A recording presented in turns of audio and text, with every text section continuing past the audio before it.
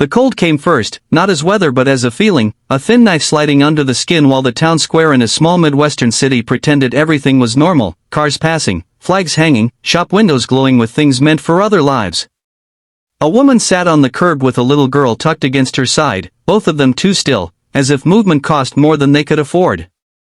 Down the street, a man watched from the shadow of a closed bakery, his hands deep in his jacket pockets, his breath slow, his chest heavy with a question he hadn't asked God in years but felt rising again now, the kind of question that makes you wonder what you would do if this were you, if you were standing there with nothing but a tired heart and a child who believed you had answers. Her name was Ruth, and the little girl was Hannah, and the city was somewhere between Ohio cornfields and a forgotten highway exit where people stopped only long enough to refuel. Ruth had once lived a life that made sense. She had been married, had a small house, had mornings that smelled like coffee instead of fear. Then sickness came, then medical bills, then a husband who broke under the weight of it all and disappeared, leaving behind silence and debt. Faith had once been easy for her. Church on Sundays, prayers before bed, gratitude spoken without thinking. Now, sitting on cracked pavement with Hannah's hands wrapped tight in hers, Faith felt like something she had dropped along the way and couldn't find again. Hannah was 6, old enough to notice the way people looked at them and young enough to still expect miracles. She had asked her mother that morning, in a voice soft and confused, whether God had forgotten them. Ruth had not answered right away. She had looked at the sky instead, pale and empty, and wondered how many times a person could be tested before the test became something else entirely. If you were her, what would you say to a child who trusted you more than anything when you yourself were unsure? What would you do when hope felt irresponsible? Across the street stood Michael, a single father who had learned the sound of loss years earlier when his wife died in a highway accident that made the local news for exactly one day. Since then, it had been him and his son Jacob, a life held together by routine, faith rebuilt slowly through habit rather than feeling. Michael worked construction, woke before dawn, prayed even when the words felt dry. He knew the look on Ruth's face because he had seen it in the mirror once, back when grief had first hollowed him out. He had learned then that faith sometimes arrived not as comfort but as a demand. Michael noticed the paper bag by Ruth's feet, empty except for crumbs. He noticed the way Hannah leaned into her mother, seeking warmth and certainty. He noticed because he had trained himself to notice, because ignoring pain had once nearly destroyed him. Inside his jacket pocket was his last $40, meant for groceries until Friday. It was not much, not a solution, but it was something. The thought came quietly, not dramatic or holy, just simple and heavy. Faith without action was just noise. He crossed the street without planning it, feeling the strange calm that comes right before a difficult choice. He did not speak at first. He knelt instead, lowering himself to their level, offering the bag of food he had bought earlier that morning when something had already told him to buy more than he needed.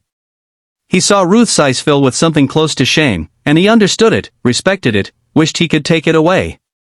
He wanted to tell her that this did not define her, that God had not forgotten anyone, but he knew words were thin things when bellies were empty. Ruth accepted the food with hands that trembled. She had promised herself she would not cry in front of Hannah again, but the promise broke easily. In that moment, she felt seen in a way she hadn't for months. Not pitted, not judged, just seen. Michael did not linger. He gave her the address of a church a few blocks away, one that ran a quiet program for families in crisis, a place that had once helped him when he didn't think help was meant for people like him. He walked away before gratitude could turn into something painful. That night, Michael sat at his small kitchen table with Jacob asleep in the next room.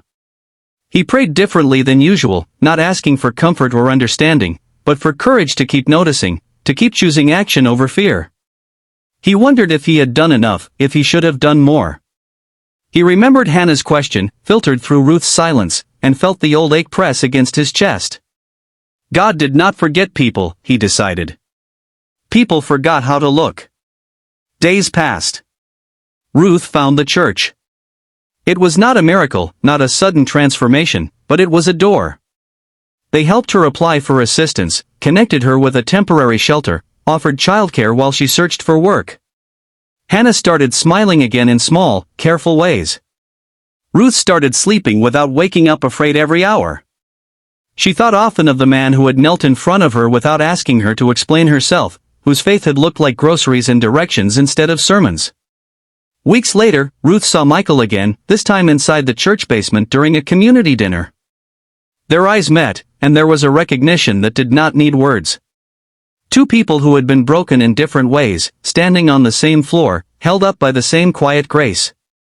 Michael saw Hannah laughing with other children, her question no longer hanging so heavy in the air. He felt something loosen inside him, something he hadn't realized he was still holding. If you were there, watching this unfold, you might think the story ends neatly, that struggle fades and faith wins in a clean, simple way. It doesn't. Ruth still faced hard days. Michael still carried grief. Life did not suddenly become gentle. But something shifted, something real and lasting. They learned that sometimes God's answer to a child's question came not as thunder or light, but as a person willing to cross the street. Just before the ending, pause for a moment and ask yourself, and share in the comments, have you ever been the one asking if God forgot you, or the one quietly sent to answer with action? In the end, this story is not about charity or heroism.